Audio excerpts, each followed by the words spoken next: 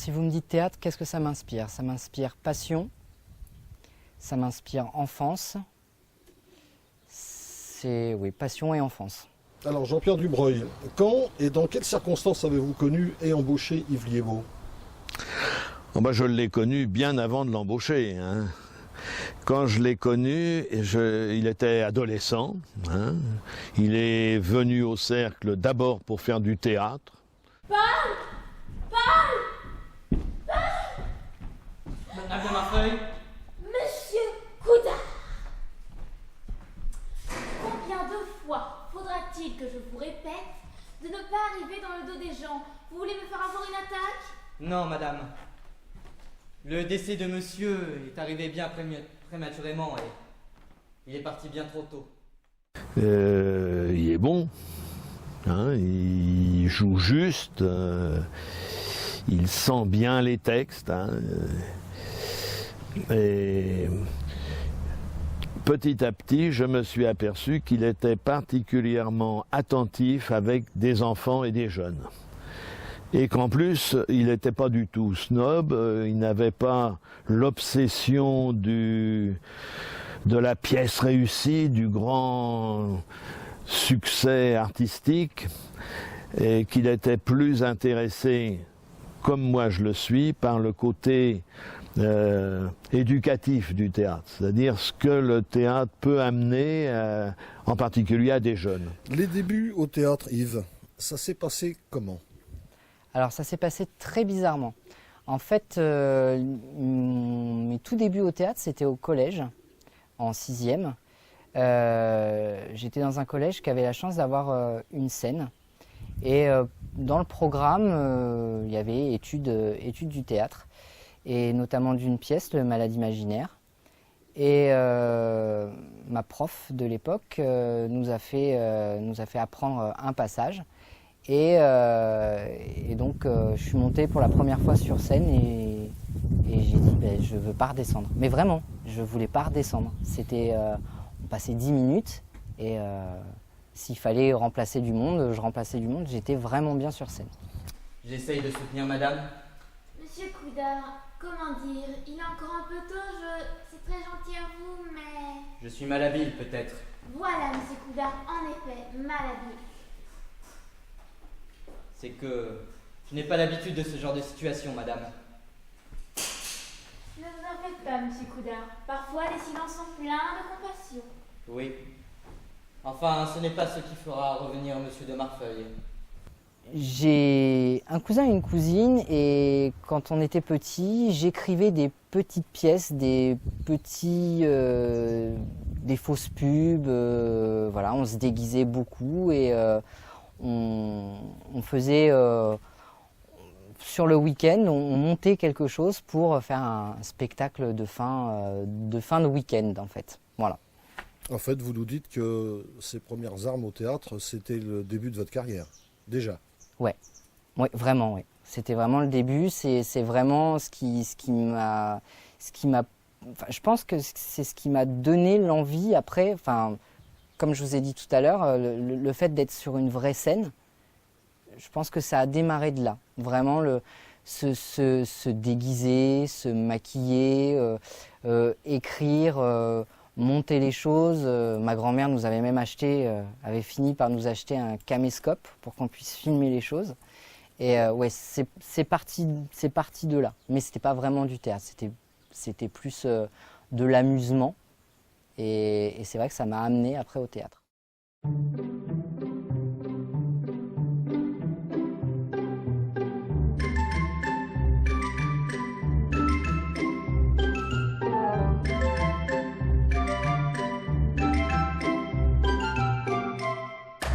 Pendant un certain temps, je l'avais perdu de vue. C'est au moment où il a fait une formation d'éducateur, hein, où il a travaillé comme éducateur.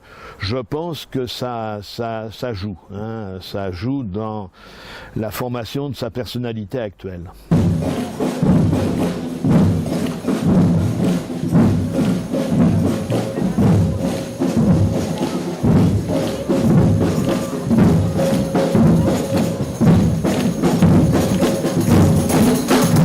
Au public, il s'est fait vraiment quand j'ai vraiment fait du théâtre dans une troupe. Voilà, là j'ai pris conscience de l'impact que ça avait, de cette adrénaline que ça provoque et de ce que c'était qu'une passion, quoi. Quelque chose qui vous donne envie de continuer encore et encore et encore et encore.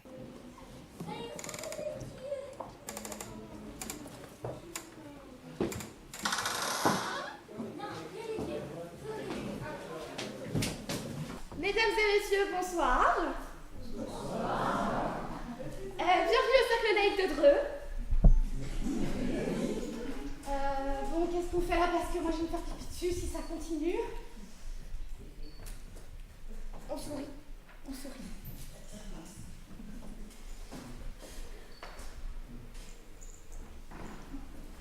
Alors un jour, vous débarquez au Cercle Laïque de Dreux. Dans quelles circonstances? Alors donc j'avais une amie, je faisais du théâtre au collège à Dreux, à Camus, on avait une petite troupe pendant les heures de midi, le créneau horaire entre midi et 2, et on montait Cyrano de Bergerac. Et j'avais une amie qui faisait du théâtre au Cercle Laïque aussi, indépendamment. Et qui m'a dit à la fin de l'année, tiens, moi je fais du théâtre, pourquoi tu viendrais pas? Et puis notre prof de français faisait aussi partie de cette troupe-là, aussi à l'époque. Et donc j'ai débarqué au Cercle Laïque. En fait, je passais à côté tous les jours sans savoir qu'il y avait du théâtre. Et j'ai poussé les portes et là j'avais 15 ans, 14-15 ans. Et, je me suis quasiment pas arrêté, 2 ans, le temps de la fac, mais sinon, ouais, le Cercle Laïque, c'est depuis que j'ai 15 ans. Ouais.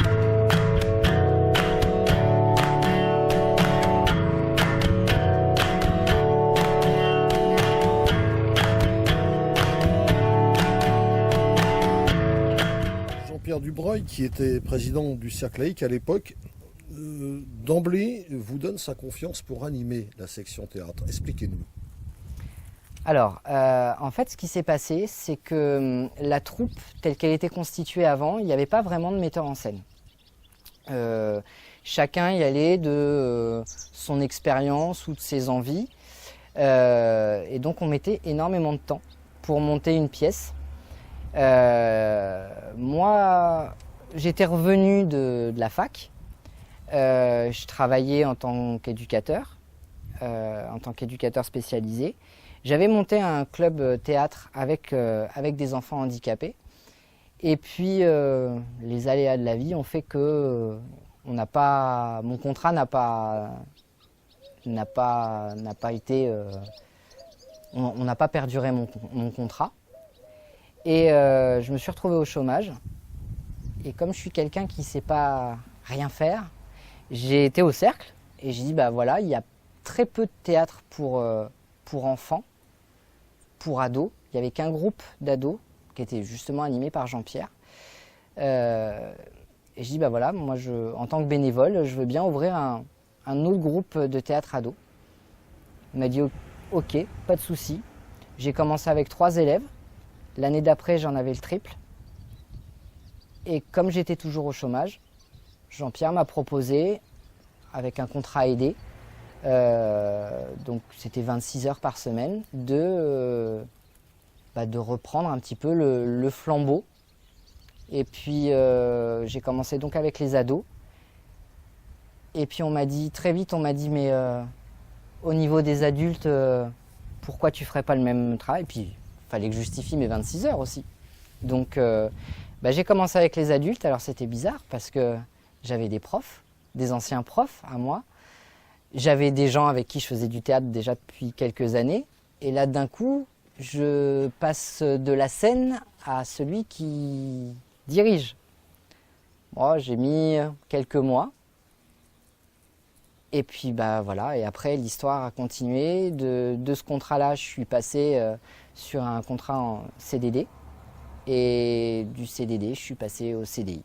C'est très bien. Ouais, c'est pas terrible ça, hein? Regardez-moi là. Il y a On pourrait mettre des pingouins géants là. Allez, on repart, on marche, des marches neutres. On range les bras. Neutre, Sévérina. Attention, prenez conscience de votre espace.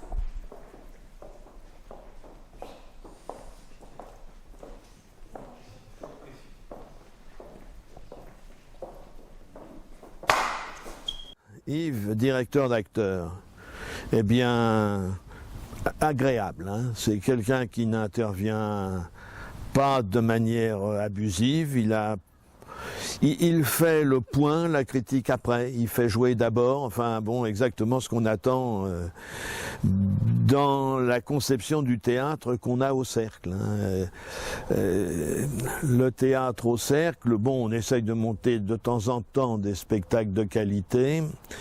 Bon, c'est pas ce qui est le plus important. Le plus important, c'est que tous les gens qui ont l'intention, qui veulent bénéficier de ce que le théâtre peut leur apporter sur le plan psychologique, le plan, tous les plans, ça, ils puissent le faire. Et ça, je dois dire, Yves, là-dessus, est bien. Il n'a jamais refusé personne. Il fait même jouer, bien intégré dans le groupe des enfants en difficulté, entre autres des enfants de l'IME, quand même en grande difficulté psychologique. Hein. Voilà, ça j'apprécie beaucoup. Le théâtre, grâce au théâtre, on est devenu moins timide. Parce qu'au début, on était très timide. Ouais, on a avancé sur nous-mêmes du coup, ouais, parce qu'avant on était bloqués du coup, ouais. Maintenant on est mieux quoi. Il s'arrête toujours même récemment. Ces coïncidences sont étranges parfois. Madame de Marfeul! Monsieur Couda, c'est un monde enfin. C'est donc on fait peur à tout le monde comme ça. Madame m'a appelé. Il y a plus d'un quart d'heure déjà. Merci pour votre ponctualité. C'est que j'ai affaire dans cette maison. Puisque vous êtes là, accompagnez mademoiselle de Marfeuille. Oui, débarrassez-nous de cette folle. Hélène, vous allez mieux? Elle réagit à peine. Alain, ça va trop vous demander de l'examiner. Je pense que le diagnostic est clair. Pas besoin d'examiner. Ça y est, va nous ramener sa science et versions intéressantes. Un souci, Jacques? Il faut toujours que tu donnes en spectacle. C'est pas parce que monsieur le médecin qu'il a la science infuse. Tu as toujours été jaloux de ma réussite, Jacques. Et qu'est-ce qui te rend si aigri? De ne pas avoir eu les capacités intellectuelles pour suivre de grandes études? Ou d'avoir raté ta vie? Je vais me mettre mon poing dans la gueule. Madame a remarqué que cette fois-ci, je n'y suis pour rien. Enfin, le fait que je sois là, ça a stoppé ces histoires de chacun donner un peu sa version, faisait un peu sa mise en scène. Et du coup, on n'avançait pas parce que plus il y avait de monde qui donnait des idées, plus il y en avait à travailler et au final, moins on avançait sur des choses. Et le fait qu'il n'y ait plus qu'une personne qui dirige le groupe et qui prend les décisions, eh ben, on a pu faire une pièce par an. Et puis d'une pièce, on est passé à 2 groupes de théâtre, puis 3. Voilà. Alors dépoussiérer, je ne sais pas si on peut dire dépoussiérer vraiment, mais rendre les choses plus concrètes, en tous les cas. Fais de l'humour! T'as toujours aimé ça, toi, être la plus forte que les autres. Rien ne t'affecte. Tout glisse sur toi. Eh ben c'est exactement ça. Et d'ailleurs, tu vois, je t'ai jamais remercié pour ça parce que finalement tout ça c'est un peu grâce à toi. Alors merci Richard. C'était pas un compliment. Être cocu, au vu et au su de tout le monde, et plus que des raisons. Eh ben ça forge le caractère, crois-moi. C'est d'ailleurs peut-être la seule chose que j'ai trouvé à faire pour garder un peu de dignité. Mais comme quoi? Ça t'a servi d'être un mauvais coup. Mais c'est pas bientôt fini, ce bordel. Mais j'en ai rien à foutre, moi, de toutes vos histoires. Je sais pas si vous avez remarqué, mais moi, j'ai rien vu depuis tout à l'heure. Eh ben continue. J'ai dit dégage! Je suis bien Richard. Mais les coulisses. Mais oui, mais c'est le bordel derrière. Bon, quant à moi, je vous laisse, hein. Bon, Franck, je suis désolé, hein. On se rappelle, hein. Ciao tout le monde. Salut. Il est parfois déconcertant. Il peut être déconcertant. C'est un personnage complexe, très singulier, mais passionné, on va dire. Indiscutablement passionné par ce qu'il fait, très entier, très imprévisible, oui, souvent.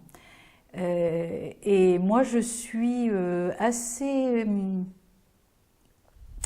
surprise du personnage, parce que c'est quelqu'un qui fait du théâtre un peu comme Monsieur Jourdain faisait de la prose sans le savoir. C'est quelqu'un qui fait ça de façon très spontanée, très naturelle. On a l'impression qu'il le vit vraiment, quoi, voilà. Je suis souvent surprise, en particulier quand on passe à la mise en scène.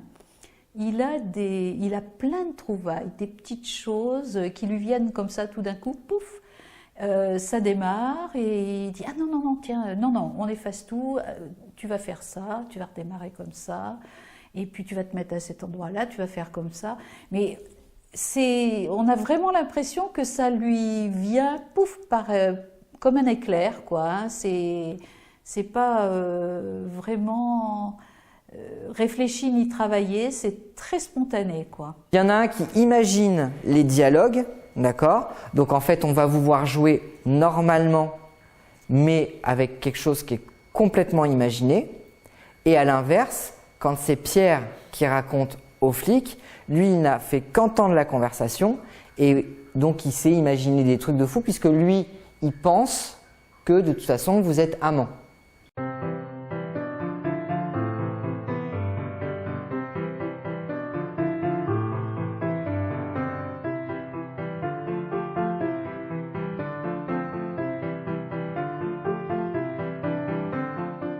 J'écris donc les pièces sur mesure, enfin sur mesure, plus en fonction du niveau, de l'âge des enfants, pour vraiment que ce soit du plaisir et vraiment qu'ils se sentent pas lésés par rapport aux autres.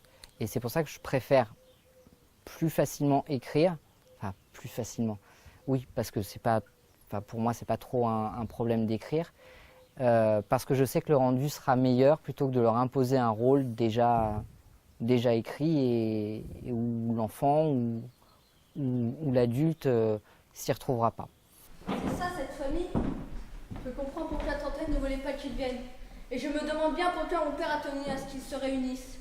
J'ai le même mauvais pressentiment que toi, tante Hélène. Je les aime pas. Pas du tout.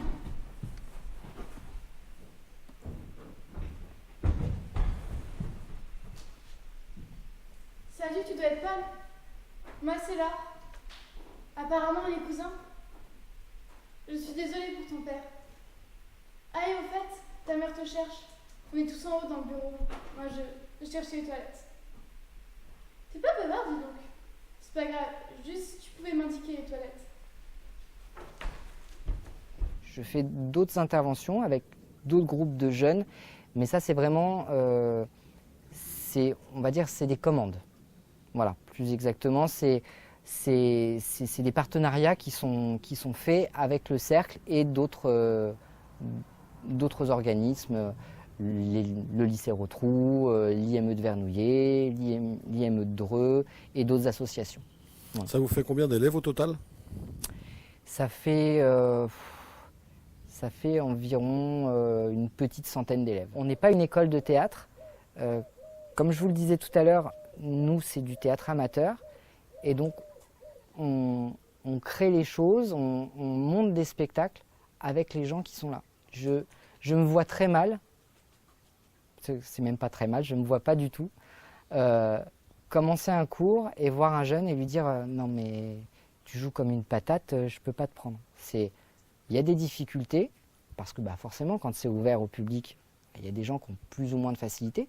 Puis, il ne faut pas oublier que les gens viennent chacun avec une motivation qui n'est pas forcément la même pour tous et qui n'est pas forcément plus importante ou moins importante. Moi, quelqu'un qui vient faire du théâtre parce qu'il a son copain ou sa copine qui fait du théâtre, je le prends au même niveau que quelqu'un qui est vraiment passionné de théâtre, qui en fait depuis 10 ans. Moi, le but, c'est pas d'avoir une espèce d'élite de théâtre. C'est pas du tout ça. Donc, je prends les gens. Je pense que Yves est un très bon dramaturge et ses pièces sont très bien faites. Ouais, il est bien comme prof parce que même si on fait les fous, après il sait nous tenir, il est cool quoi. Moi, ce que je pense d'Yves, c'est qu'il peut être fou comme nous, sauf que quand il faut être sérieux, il est sérieux. Dès qu'on n'arrive pas à faire un truc, il va nous pousser pour qu'on y arrive et il sera toujours là pour nous accompagner. Moi aussi, je pense qu'il est génial parce qu'il fait tout pour qu'on réussisse. Il nous donne à chaque fois des pièces géniales. Alors, Yves l'homme, le prof, très bon prof. Alors, c'est un petit peu succinct de dire un très bon prof, mais voilà. Donc, il est passionné, évidemment, par le théâtre. Il nous transmet sa passion en nous faisant prendre confiance en soi, nous faire sortir ce qu'on a un petit peu dans les tripes. Et pourquoi avec Yves? Parce que je trouve qu'il le fait avec beaucoup de respect du groupe. Il le fait avec ses humeurs, ses coups de gueule et à la fois ses satisfactions. Et je trouve qu'il arrive à relier un groupe et à le mettre au sérieux et en même temps de manière assez légère. Il repousse dans les retranchements parce dès lors qu'on connaît son texte, il va couper pour repousser plus loin, etc. Ça, j'aime bien. Et je trouve que ça favorise le groupe. Bouge plus. On arrête de l'expliquer.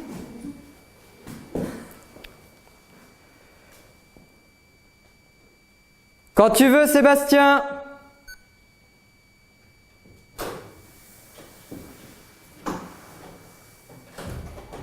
Louise, je vous demanderai de venir voir sortir. Monsieur, bien monsieur. Ce que j'apporte aux jeunes, j'en ai pris conscience il n'y a pas si longtemps que ça. Vraiment. Parce que j'ai des jeunes, ça va faire 5 ans, 6 ans, 7 ans, parfois même, que j'ai, et je les vois évoluer. Et je les vois évoluer maintenant dans le milieu professionnel, parce qu'il y en a qui ont commencé, ils avaient 15 ans, et maintenant ils sont dans le milieu professionnel. Et c'est vrai qu'ils me disent, avant j'avais du mal à m'exprimer en public, j'avais un petit peu de timidité, un petit peu de gêne, pas forcément de répartie. Et du coup, en fait, c'est en voyant les choses que j'ai pris conscience d'eux. Mais à aucun moment, ça a été un de mes buts premiers. C'est ce que c'est la magie du théâtre. C'est vraiment ce que j'ai découvert par la suite. Non seulement on s'amuse, non seulement on dépasse ses limites, mais en plus, ça aide, mais vraiment, dans la vie de tous les jours. Du théâtre, parce que j'ai toujours voulu essayer le théâtre. J'ai essayé une fois et j'ai eu un trac de folle. J'étais incapable de lire le texte, même assise, couchée sur scène. Et ça me trottait dans la tête. Et au quotidien, j'aime bien des fois faire des petits rôles, pour rigoler avec les autres, me mettre dans un petit personnage. Et je me suis dit que voilà, j'avais envie de creuser ça. Et pourquoi avec Yves? Parce que c'est le hasard, en fait. Je cherchais intensément du théâtre près de chez moi. Et puis je suis tombée sur le groupe de Yves. Je l'ai trouvé très créatif. Je trouve qu'il a plein de talents mélangés. Il est capable de mettre en scène, capable de nous visualiser un peu dans un rôle, capable de nous mettre à l'aise, de nous donner confiance. Et puis effectivement, de faire en sorte que le groupe fonctionne bien.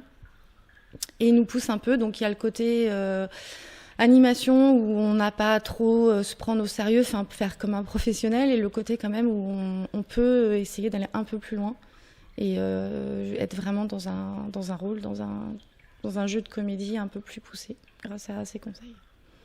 Tout est en tante et toto pour que tout cesse, ta tante et ton tonton, ton tour à tour ôté.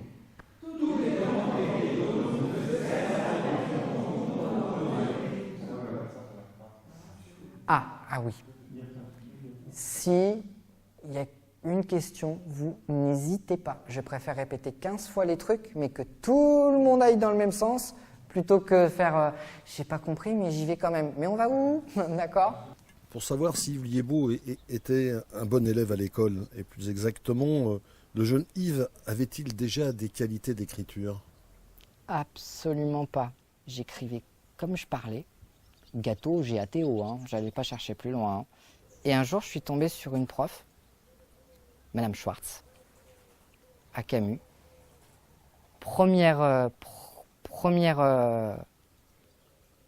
Ma première rédaction, j'ai eu un 17. Et j'ai pas compris. J'ai dit non, il doit y avoir une virgule quelque part, voilà. Et elle m'a dit non, oui, j'ai enlevé des points parce qu'il y avait des fautes. Mais le fond, il est intéressant. Le fond, il veut dire quelque chose. Elle me dit mais c'est dommage, t'aurais pu avoir 18, 19, mais il y a des fautes. Et du coup, le fait d'avoir eu une bonne note, je me suis dit, là, il faut que je fasse un effort. Parce que du coup, je vais pouvoir avoir une meilleure note. Et en fait, elle m'a fait comprendre qu'on ne s'intéressait pas à la forme, mais plutôt au fond. J'ai fait des petits gâteaux, c'est des sablés, ce qu'on m'a appris faire. Vous en voulez? Je lui en referai, ne vous inquiétez pas. Non merci, Madame Piémont. Jamais entre les repas. Comment ça, entre les repas? C'est pas l'heure du déjeuner? Non, midi c'est passé depuis l'heure. On a déjà tenté de nous empoisonner. C'est l'heure de la révolte. Fillette, ma roulette où tu vas te prendre la deuxième sur le coin de la tronche. Gaston. C'est Monsieur Guinard. Je ne te permets pas, jeune fille, on n'a pas élevé les cochons ensemble. Du jambon? Encore à midi? Mais non. J'ai fait des petits gâteaux, c'est des sablés, ce qu'on Marie préfère. Vous en voulez? Je lui en referai, ne vous inquiétez pas. Il reviendra pas. Il est... En voyage. Et il ne veut pas rentrer tout de suite. Vous ne vous en souvenez pas, Francine? Mais franchement, ça sert à rien de lui mentir. Dans 30 secondes, elle aura oublié. Peu importe. Bon, comme vous n'avez pas l'air décidé de faire votre petit sieste, on va réviser la petite chanson d'accueil des Capucines. Madame Maillard reçoit une nouvelle famille tantôt pour, peut-être, et, si tout se passe bien, recevoir une nouvelle pensionnaire. La peau. S'il vous plaît. Alors Yves Liébaud, on a parlé de vous comme auteur, animateur. Il ne faudrait peut-être pas oublier le Yves metteur en scène. Alors là aussi, autodidacte? Oui, autodidacte. Autodidacte grâce à des gens que j'ai pu rencontrer qui ceux que j'évoquais un petit peu plus tôt, qui sont passés professionnels et qui, eux, étaient metteurs en scène. Moi, je jouais. J'étais comédien dans leurs pièces.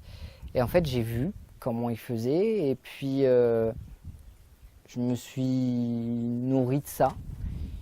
Et puis, comme je l'ai dit aussi au tout début, petit, je dirigeais mon cousin et ma cousine. J'avais déjà des idées. Et en fait, être metteur en scène, c'est juste apporter un œil. Et je pense que j'ai pas un trop mauvais œil. Alors, quand une pièce est bien jouée face au public qui applaudit, c'est aussi votre victoire, même si vous êtes dans l'ombre. C'est surtout. C'est pas aussi une victoire, c'est surtout une victoire. Moi, je fais ce travail-là parce que ça me plaît, parce que c'est une passion. Et puis, quand en plus on est applaudi, je veux dire, j'ai tout gagné, quoi. J'ai vraiment tout gagné. Et puis cette place dans l'ombre, elle me va bien. Sinon j'aurais eu d'autres envies. Et moi, je suis pas tant dans l'ombre que ça au final. La vie nous apprend que nul n'est irremplaçable, mais si d'aventure Yves Liébaud quittait la section théâtre du Cercle laïque, ce serait une grosse perte? Ben oui, ce serait assez une catastrophe, oui, oui. Je ne vous cache pas que nous recevons des aides, enfin une subvention qui nous permet de l'employer, parce que sinon l'association ne pourrait pas se le permettre. Et j'avoue que à chaque fois que le contrat doit être renouvelé, on tremble un peu parce que c'est une activité très importante au sein du cercle, qui a le mérite d'attirer des gens de tous âges, hein, depuis les plus jeunes jusqu'à des gens comme moi, hein, puisque je dois faire partie des plus âgés. Et ce serait grand dommage, oui, ça j'avoue que ça nous poserait un gros problème, oui, c'est sûr. Alors moi je suis dans le groupe des enfants, plus jeunes quoi, et depuis combien de temps je fais du théâtre? Depuis 2 ans, là ça va faire. Et Yves, je trouve qu'il est vraiment super sympa, parce qu'il est pas... Il est vraiment gentil, quoi. À chaque fois qu'on fait des gaffes, il le prend presque en rigolant. Je fais du théâtre avec Yves depuis l'âge de 13 ans, ça va faire maintenant 10 ans. J'aime bien parce que c'est une passion que j'ai connue depuis tout petit, c'est mes parents qui m'ont fait découvrir ça.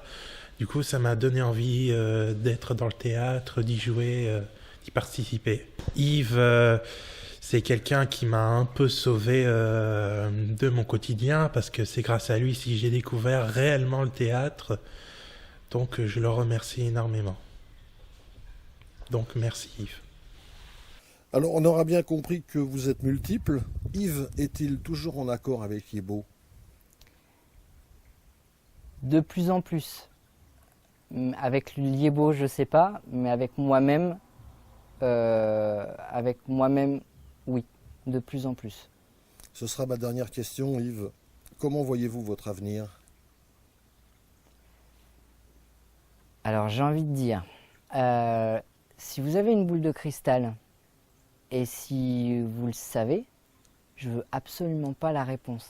L'avenir, c'est à moi de l'écrire, et c'est à la vie de me mettre sur des chemins, comme elle m'a fait rencontrer le Cercle laïque.